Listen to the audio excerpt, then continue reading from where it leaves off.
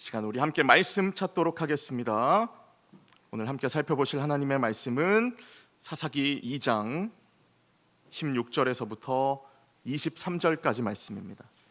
사사기 2장 16절에서부터 23절까지의 말씀입니다. 구약 성경 362페이지쯤에 있습니다. 사사기 2장 16절에서부터 23절까지의 말씀입니다. 찾으신 줄 알고 제가 먼저 읽도록 하겠습니다. 여호와께서 사사들을 세우사 노략자의 손에서 그들을 구원하게 하셨으나 오히려 다른 신들에 따라 여호와의 명령을 순종하다 조상들이 행하던 길에서 속히 치우쳤다. 그와 같이 행하지 아니하였다.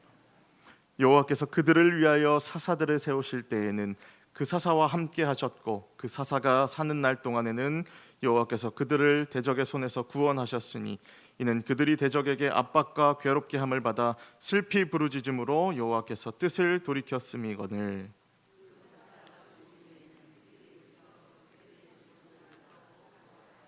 다른 신 그들의 행위와 패역한 길을 그치지 아니하였으므로 여호와께서 이스라엘에게 진노하여 이르시되 이 백성이 내가 그들의 조상들에게 명령한 언약을 어기고 나의 목소리를 순종하지 아니하였은즉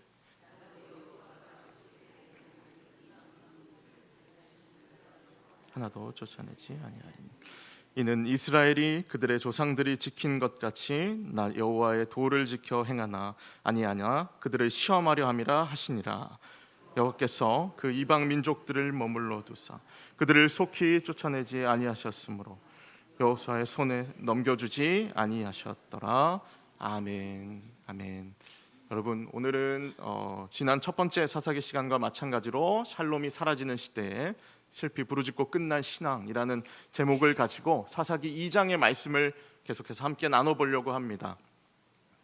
여러분, 우리 사사기 1장의 말씀을 잠깐 기억해 보시면 이스라엘은 하나님께서 분명히 말씀하신 그 말씀, 명령에 온전히 순종하지 않고 자신들이 적당히 순종하면서 적당히 핑계거리를 대면서 하나님 앞에 그렇게 나아갔던 모습을 보였습니다. 그래서 갈렙과 같은 노장도 믿음과 담대함으로 정복하고 쫓아낼 수 있었던 그 가나안 땅을 이스라엘의 모든 지파는 여러 가지 핑계를 대면서 다 쫓아내지 못했습니다. 때로는 철병거라는 핑계 때문에, 때로는 오히려 그 족속들을 남겨놓고 우리들의 노예로 사용하는 것이 더 유익할 것이다 라는 이러한 핑계들 때문에 그들을 쫓아내지 못한 것이 아니라 쫓아내지 않았던 이스라엘 백성들의 불순종이 사사기 1장의 내용 안에 잘 나타나 있었습니다. 그래서 사사기를 가리켜서 흔히 이스라엘의 암흑기다라고 표현하는 것이 바로 이러한 이유이죠. 이스라엘 백성들이 선택했던 애매한 순종이 그들의 삶에서 평안, 그 샬롬을 빼앗아가고 하나님과의 관계를 무너뜨리기 시작했습니다. 그래서 하나님께서 사사기 2장 3절에서 분명히 말씀하신 것처럼 그들이 남겨놓은 타협과 핑계거리들이 그들의 옆구리에 가시가 되고 그들의 발에 올무가 되어서 끝까지 이스라엘을 괴롭혔습니다. 제가 지난 시간에 한번 말씀드렸던 것처럼 그들이 쫓아내지 않고 남겨놓았던 가사라는 그 지역에서 삼손을 끝까지 유혹했던 들릴라라는 그 여인이 태어났고, 가드 땅에서는 이스라엘 백성들이 두려워 떨었던 골리앗이라는 장군이 태어났고, 또 아스돗이라는 곳에서는 결국에 하나님의 언약궤까지 빼앗겨버리는 일이 발생할 정도로 이때 남겨놓았던 이스라엘 백성들의 그 불순종이 결국에는 그들의 가시가 되고 올무가 되어서 남겨놓은 이방 민족들의 신앙과도 연결되고 그들의 계속해서 하나님 앞에 불순종할 수밖에 없도록 만드는 그런 상황으로 이끌어갔습니다. 그래서 가장 심각한 우상 숭배의 근원조차도 그들이 남겨놓았던 이방 민족들 가운데에서 나타나기 시작했어요. 그래서 이 모든 것들이 다 애초에 하나님의 말씀 앞에 온전히 순종하지 않고 자신들의 유익, 자신들의 스스로의 판단에 따라서 적당히 핑계대면서 타협했던 이스라엘의 결과였던 것입니다. 여러분, 저는 조금 부끄럽지만 제 간증을 잠깐 해보자면, 제가 허리 디스크를 가지고 있기 때문에 대한민국 남자들이 그 신의 아들이라고 불리는 공익 생활을 하게 되었습니다. 그래서 24개월 동안 저기 그 수명고등학교 앞에 있는 강서구 육아종합지원센터가 있거든요. 거기서 제가 공익 생활을 했었는데 4년 동안 이제 저는 총신대학교에 다녔고, 또 청소년 시절에는 계속 교회에서만 생활했다가 그래도 덜 세상에 물든 상태에서 논산훈련소에 가서 처음으로 진짜 세상의 남자들을 만나니까 이거는 완전히 다른 세상의 그런 사람들로 느껴졌습니다. 굉장히 훈련소 안에서 심적으로 많은 어려움이 있었던 것 같습니다. 세상 사는 사람들이 다 이렇게 사는구나, 이렇게 처음으로 느껴봤습니다. 그리고 훈련을 마치고 이제 처음으로 근무지 배정을 받았을 때 첫날부터 선임들이 저한테 했던 말이 적당히 대충 하라라고 첫날부터 가르쳐 줬습니다.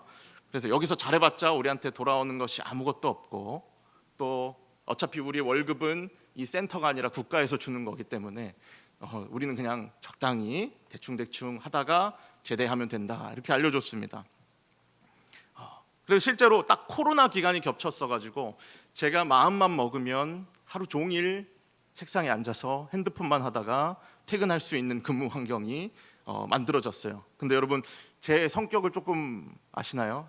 제가 좀 고지식한 면이 좀 있습니다. 그래서 제 성격상 대충 세상이 말하는 그 꿀 빠는 그런 상황을 조금 견딜 수가 없는 성격이 좀 있었는데, 아무리 이 센터가 아니라 국가에서 월급을 준다라고 할지라도 나는 최대한 내가 할 수 있는 부끄러움 없이 일을 다 해야 된다라는 그런 마음이 제게 있었습니다.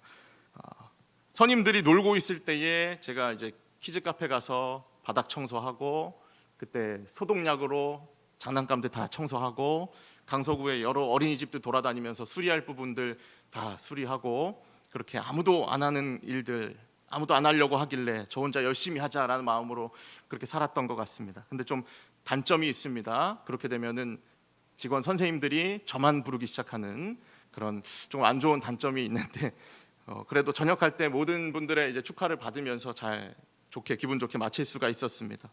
그래서 저도 솔직히 2년 동안 계속 내적인 고민과 갈등이 있었죠. 그냥 대충 하면 될 것을 왜 괜히 쓸데없이 열심히 하냐, 너만 잘난 척하냐, 너만 성실한 척하냐, 이렇게 얘기 들었던 적도 있습니다.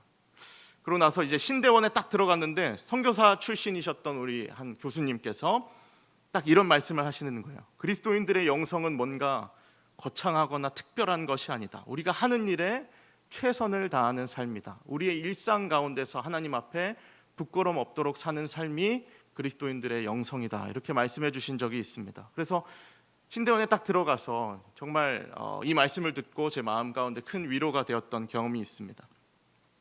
그래서 하나님 앞에 오늘 하루 부끄럼 없이 살려고 노력하는 것과 나에게 주어진 일들을 최선을 다해 감당하려고 나아가는 것, 그렇게 하루하루의 삶이 쌓여서 결국에는 그 모든 것이 우리의 자연스러운 영성이 될 수 있다라는 말이죠. 그런데 여러분, 오늘 우리가 살펴보고 있는 이 사사기 백성들에게 있어서 가장 큰 문제가 무엇이냐면, 할 수 있음에도 불구하고 적당한 핑계와 타협을 들이대면서 자신들의 자리를, 자신들의 사명을 지키지 않았다라는 사실입니다. 그들이 힘이 없거나 뭔가 부족해서 못한 것이 아니라 잠깐의 유익이나 편안함을 추구하다 보니까 어느 순간에 그 모든 것들이 자기들의 옆구리에 가시가 되고 자기들의 발에 올무가 되어서 그들을 올가매는 그런 상황이 되었습니다. 이제 오늘 우리가 살펴본 사사기 2장의 말씀에서는 다시 한번 사사기의 서론적 내용이 반복해서 등장합니다. 사사기는 독특하게 1장에 한번 서론의 내용이 등장을 하고 2장을 시작하면서도 한 번 더 역사적 그런 서론의 내용이 기록되어 있습니다. 그래서 1장 1절의 말씀과 마찬가지로 그 중심에는 여호수아라는 인물이 있습니다. 여호수아가 살아있던 시대와 여호수아가 죽은 이후의 시대, 이스라엘 모습이 완전히 180도 변하게 되는 것이죠. 그래서 사사기 2장 7절에 보시면 이렇게 말씀합니다. 백성이 여호수아가 사는 날 동안과 여호수아 뒤에 생존한 장로들, 곧 여호와께서 이스라엘을 위하여 행하신 모든 큰 일을 본 자들이 사는 날 동안에 여호와를 섬겼더라. 여호수아와 함께하며 하나님이 이스라엘을 위해 행하신 모든 역사를 직접 눈으로 봤던 세대들은 그 세대들이 살아있는 날 동안 이스라엘의 백성들이 여호와를 제대로 섬길 수 있도록 지도했고 그렇게 이끌어갔다라고 성경이 기록하고 있습니다. 그런데 여러분, 성경을 한 장만 앞으로 넘겨서 여호수아 24장 14절과 15절의 말씀을 살펴보시면, 사실 여호수아가 살아 있었을 때도 이스라엘 백성들의 신앙은 썩 그렇게 좋은 것처럼 그려지지가 않아요. 여호수아 24장 14절과 15절의 말씀에 여호수아가 그들에게 마지막 말을 남길 때에 이렇게 외쳤습니다. 너희들 요단강 건너오기 전에 섬겼던 그 신들, 애굽의 신들, 이제는 제발 치워버리고 이제 좀 여호와만 섬겨라. 오직 나와 내 집은 여호와를 섬길 테니까 너희는 이제부터 지금 이 자리에서 누구를 섬길지 제대로 선택하고 나아가라. 이렇게 말하는 장면이 등장합니다. 가나안 땅에 정착한 이후에도 여전히 그들의 삶에 문제가 많았던 것이죠. 그렇기 때문에 여호수아가 이러한 말씀을 유언과도 같이 남긴 겁니다. 그런데 오늘 이 사사기 전체를 기록한 사사기의 저자는 이 사사기의 입장에서 그 시대를 바라봤을 때 그래도 그 정도는 지금과 비교하면 여호와를 잘 섬겼던 때다, 이렇게 생각하면서 2장 7절의 말씀과 같은 평가를 내리는 것 같아요. 그러니까 도대체 이 사사기의 시대가 하나님 앞에 얼마나 타락했던 시대인가 우리가 잘 알 수가 있습니다. 여호수아가 답답한 심정으로 외쳤던 그 시대조차도 차라리 지금에 비하면 여호와를 잘 섬겼던 때다, 사사기의 저자는 이렇게 평가를 내리고 있습니다. 그래도 여호수아와 장로들이 살아있던 때만큼은 이스라엘 백성들이 그들의 눈치라도 보면서 하나님을 잘 섬기려고 노력했고 그들도 하나님 앞으로 그들을 잘 인도하려고 노력했던 그런 시대를 살아갔던 것입니다. 그러나 진짜 문제는 이제 8절부터 시작되는데요. 여호와의 종 눈의 아들 여호수아가 110세의 죽음에 무리가 그의 기업의 경내 에브라임 산지 가스산 북쪽 딥나테레스에 장사하였고 그 세대의 사람도 다 그 조상들에게로 돌아갔고 그 후에 일어난 다른 세대는 여호와를 알지 못하며 여호와께서 이스라엘을 위하여 행하신 일도 알지 못하였더라. 여호수아가 죽고 그 세대 사람들도 다 죽고 나서 그 후에 새롭게 태어난 출애굽 이후의 3세대들이죠. 이 3세대들은 여호와를 알지 못하고 여호와의 역사를 기억하지 못했다, 이렇게 말합니다.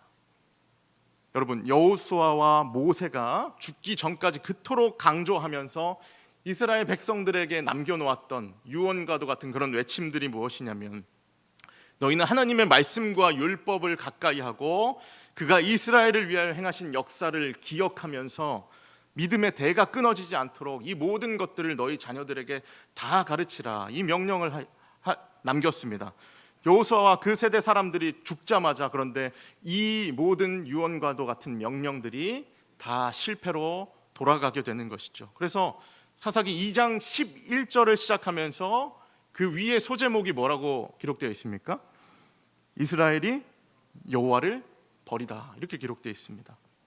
네, 여호수아와 그 세대 사람들이 다 죽고 여호와의 역사를 기억하는 사람들도 한 명도 남지 않게 되니까 이스라엘은 모세와 여호수아를 그토록 걱정했던 모습, 모세와 여호수아가 그토록 걱정했던 모습으로 타락해 버린 것이죠. 심지어는 12절의 말씀대로 애굽 땅에서 자신들을 인도하신 하나님을 버리고 주위에 있는 백성들의 신을 따라서 그들에게 절하면서 자기들의 신으로 섬기는 일을 행했습니다. 그러면 이스라엘 백성들은 억울해서 이렇게 말하겠죠. 우리는 절대 여호와를 버린 적이 없습니다. 여호와는 분명 우리의 첫 번째 신으로 섬기면서 이 가나안 땅에서 꼭 필요한 다른 신들도 우리가 잠깐 섬긴 것 뿐입니다, 이렇게 말할 것입니다. 실제로 바알과 아스타롯이라고 하는 이 가나안 족속들의 신은 고대 근동 사회에 있어서 폭풍과 비를 불러오는 신들이었습니다. 농경 사회가 무엇보다 중요하던 그 시대 가운데에서 그것들을 주관하고 다스리는 신으로 여겨졌었는데 400년간의 애굽의 종살이를 하면서 벽돌만 구웠던 이스라엘 백성들, 또 40년 광야 생활을 하면서 그저 이렇게 돌아다니는 생활만 했던 이스라엘 백성들에게 있어서 가나안 땅에 정착하고 농경 사회를 하는 것이 굉장히 어려웠을 겁니다. 그래서 원래 이스라엘 족속들이 섬기는 신이 아니라 가나안 족속들이 섬기던 그 이방 신들을 자신들에게로 끌고 와서 농경 사회의 그 풍요를 담당하던 신들에게 절하고 예배하는 그런 악한 행위를 저지르게 되는 거죠. 그들에게는 너무나도 매력적인 요소가 되었습니다. 그러나 이유가 어떻든지 간에 11절의 말씀은 이스라엘 자손이 여호와의 목전에서 악을 행했다, 이렇게 분명히 말씀합니다. 여러분, 성경에서 악이라는 것은 하나님과의 관계에서 이탈하거나 끊어질 때 발생하는데요, 여호와의 목전에서 여호와께서 보시는 눈 앞에서 이방신이었던 바알과 아스타롯을 섬기는 행위는 이스라엘이 대놓고 이제부터 하나님과의 관계를 놓아버리겠다, 하나님과의 관계를 끊어버리겠다라는 뜻이 될 수 있습니다. 여러분, 10계명의 제1계명이 뭔지 아시죠? 한국어로는 너는 나 외에는 다른 신들을 내게 두지 말라, 이렇게 기록되어 있습니다. 근데 히브리어 원문으로 찾아보시면 이 말씀이 너는 내 얼굴 앞에 다른 신을 두지 말라, 이렇게 기록되어 있습니다. 그 이유와 핑계가 어떻든지 간에 내 면전에서 다른 신을 동시에 섬기는 행위를 보이지 말라라고 분명히 명령하신 겁니다. 그래서 아내가 있는 사람이, 남편이 있는 사람이 그 사람이 보는 눈앞에서 다른 애인을 데리고 와서 나는 당신도 사랑하고 이 사람도 사랑할 거야 라고 말하는 것처럼 그런 행위를 하나님 앞에 저지르고 있었던 이스라엘 백성들의 모습인 것이죠. 그러나 여러분, 잘 생각해 보시면 애초에 이스라엘 백성들이 가나안 땅에 들어서자마자 하나님의 말씀하신 이 명령들에 온전히 순종해서 이방 족속들이 다 내쫓아냈더라면 그들의 신을 접할 일도 없었을 것이고 그러한 우상 숭배에 빠질 일도 없었을 겁니다.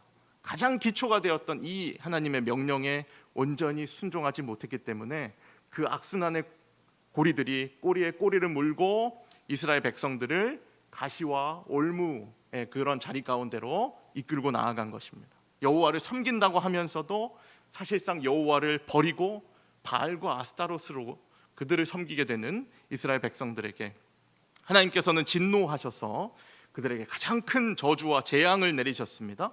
그래서 여러 주변 나라들을 통해서 이스라엘 백성들을 공격하시게 하셨고 침략하게 하시면서 그들의 손에 이스라엘을 팔아 넘기셨습니다. 마치 부모님께서 자녀를 따끔하게 혼내시고 이제 집에서 쫓아내시는 것처럼 하나님께서 이스라엘을 벌하신 목적은 그들을 완전히 파괴시키고 멸망시키려는 그런 목적이 아니라 그들이 정신 차려서 다시 하나님을 찾고 하나님께 돌아오기를 바라는 그런 마음에서 이스라엘 백성들에게 그렇게 행하신 것입니다. 그래서 바로 다음 절인 16절의 말씀은 이렇게 나와 있습니다. 여호와께서 사사들을 세우사 노략자의 손에서 그들을 구원하게 하셨으나, 이렇게 기록되어 있습니다.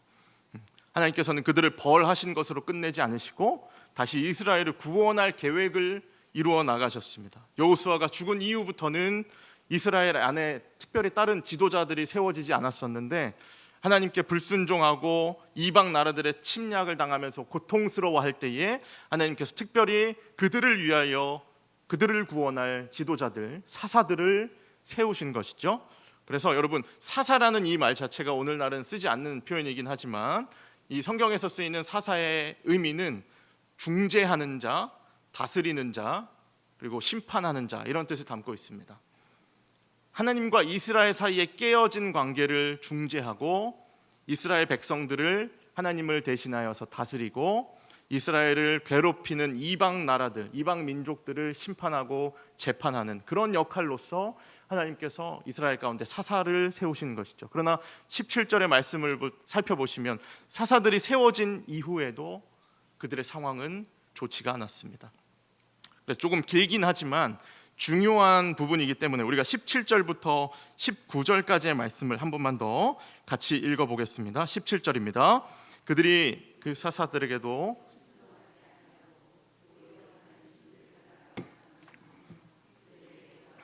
여호와의 명령을 순종하던 그들의 조상들이 행하던 길에서 속히 치우쳐 떠나서 그와 같이 행하지 아니하였더라.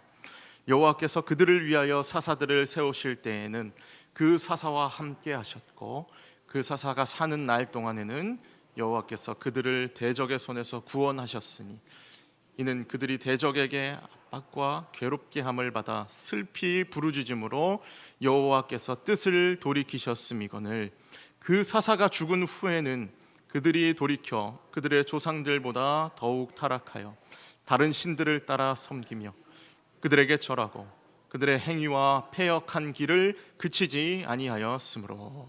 아멘.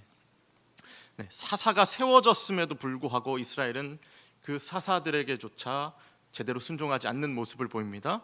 그래서 조상들이 행하던 길에서 속히 치우쳐 떠나고 하는 이 표현의 말씀처럼 정말 죄 짓는 일 앞에서만큼은 빛과 같은 속도로 하나님과 멀어지는 것이 바로 우리 인간의 모습인 것이죠.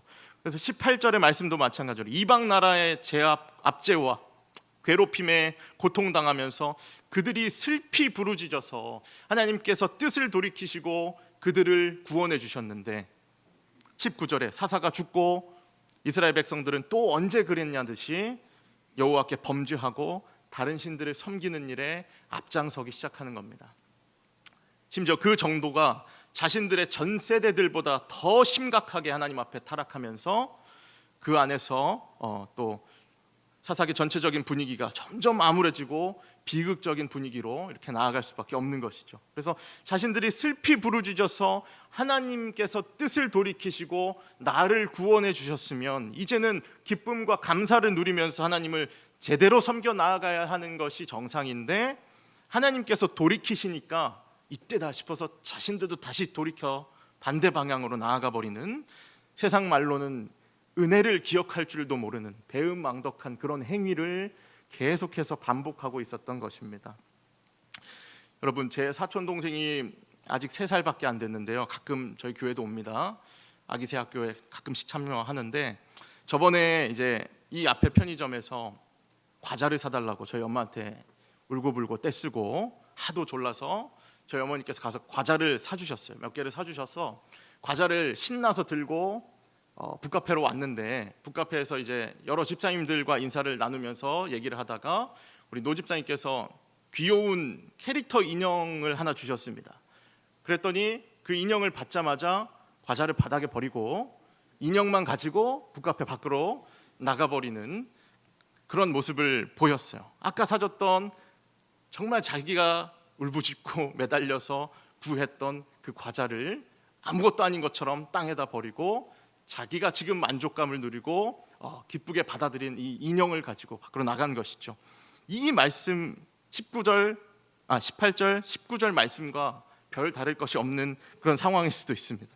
하나님께서 내가 원하시는 것을 들어줄 때까지 우리는 울고불고 떼쓰면서 부르짖으면서 하나님 저 힘듭니다, 하나님 저 좀 제발 돌아봐 주십시오 이렇게 하다가 하나님께서 딱 돌이키셔서 나에게 좋은 것을 주실 때는 우리는 그것이 귀한 줄도 모르고 내팽겨치고 다시 내 눈에 더 좋아 보이는 것들, 세상 가운데 뛰어난 것들을 향하여서 나아가는 것, 이러한 것들을 찾아서 뒤도 안 돌아보고 뛰어가는 삶이 바로 우리의 인생이지 않을까 이렇게 생각을 해봅니다. 우리 하나님 아버지께서는 이렇게 철없는 자녀인 우리를 바라보시면서 어떤 생각을 하실까요? 꿀밤을 먹이고 매를 들으시면서까지도 다시 아버지 품으로 돌아올 수 있도록 그러한 방안을 마련해 주시지 않겠습니까? 그래서 22절의 말씀, 이는 이스라엘이 그들의 조상들이 지킨 것 같이 나 여호와의 도를 지켜 행하나 아니하나 그들을 시험하려 함이라 하시니라. 어디 너희도 한번 나한테 했던 것처럼 골탕 먹어봐라 하면서 주셨던 그런 시험이 아니고요, 지금 너희들의 현 상황이 어느 정도인지, 너희들의 신앙이 몇 점짜리 신앙인지 직접 한번 너희들이 느껴봐라 하시면서 그런 마음으로 이스라엘에게 시험을 허락하셨던 겁니다.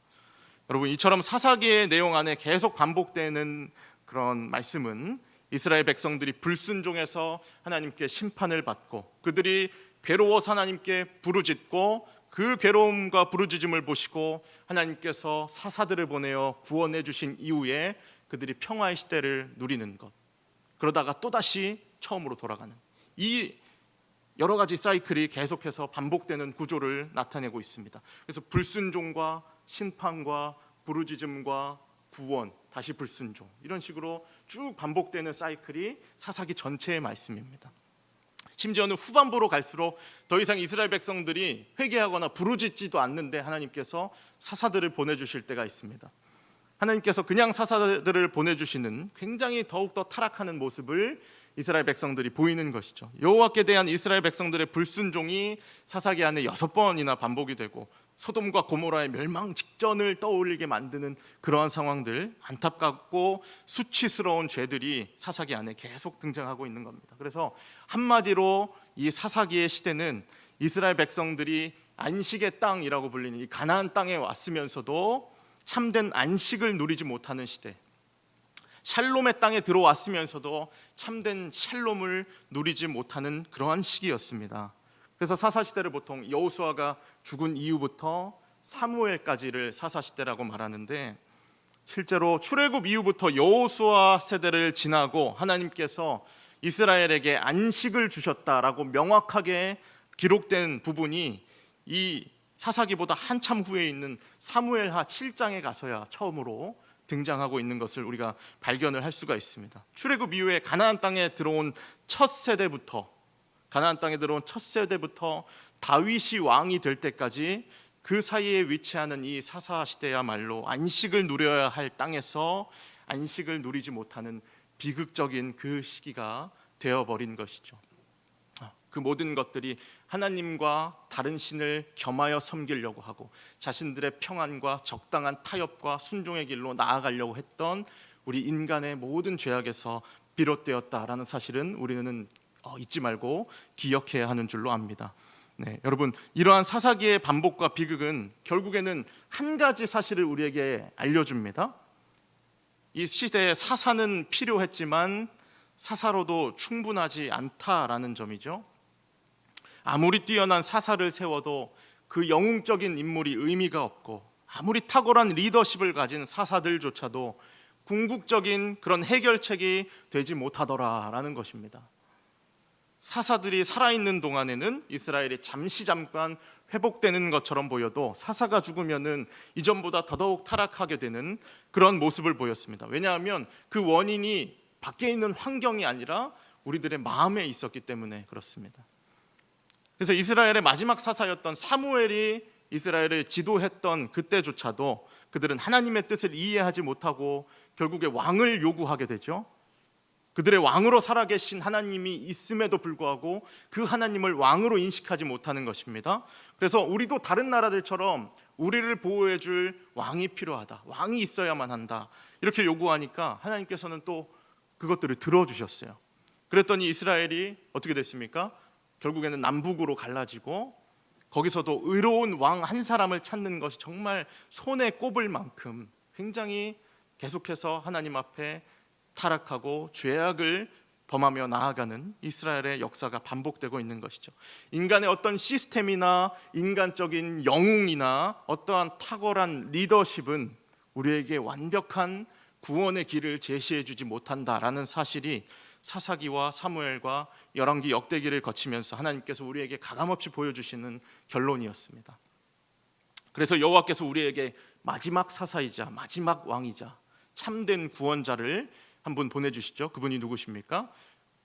예수 그리스도, 우리 주 예수 그리스도를 이 땅 가운데 보내주시는 것입니다. 그분은 우리를 잠깐의 위기에서, 어려움에서 건져내시는 그런 분이 아니라 죄의 뿌리를 꺼내내기 위해서 십자가에서 자신을 내어주셨고 다시 부활하셔서 우리를 참된 평안의 길로, 샬롬의 길로 나아갈 수 있도록 그 모든 길들을 열어주신 분이십니다.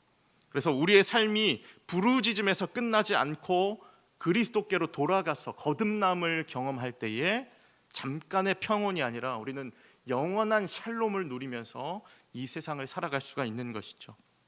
네, 사랑하는 여러분, 이 세대가 아무리 샬롬이 사라지는 시대인 것처럼 보여도, 아무리 어렵고 정말 어두운 그런 시대인 것처럼 보여도 샬롬의 주인이신 하나님 앞으로, 우리 주 예수 그리스도 앞으로 돌아가기만 하면 그 샬롬은 어김없이 우리들 가운데서 다시 시작되는 줄로 믿습니다. 우리 공동체 가운데에서 다시 시작되는 줄로 믿습니다. 그저 감정적인 부르짖음으로 끝나는 그런 우리의 모습이 아니라 하나님 앞에 온전히 나아가는 신앙이 되었으면 좋겠습니다. 울고불고 떼쓰는 신앙이나 하나님과 어떠한 거래를 하려고 하는, 딜하려고 하는 그런 신앙이 아니라 여호와를 온전히 섬길 수 있는 자리로 나아가는 저와 여러분이 되시기를 간절히 소망합니다. 그리고 그 돌이킴이 오늘과 내일의 순종까지도 제대로 이어질 수 있는, 그것을 또한 우리 자녀들에게까지도 제대로 가르쳐 줄 수 있는 우리 모든 늘빛의 성도님들이 되시기를 간절히 소망합니다.